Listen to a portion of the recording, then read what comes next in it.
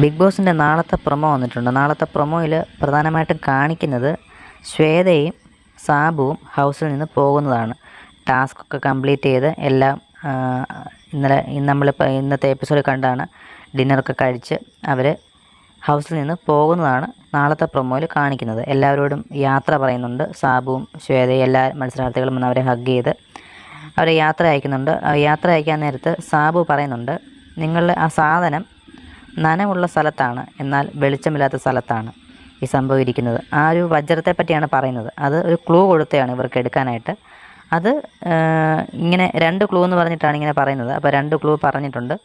അവർക്കത് ഡയറക്റ്റ് കൊടുക്കണ്ട എന്ന് ബിഗ് ബോസ് പറഞ്ഞതുകൊണ്ട് അത് ഒളിപ്പിച്ച് വെച്ചിരിക്കുകയാണ്. അത് എടുക്കാനുള്ളൊരു ക്ലൂ ആണ് കൊടുത്തത്.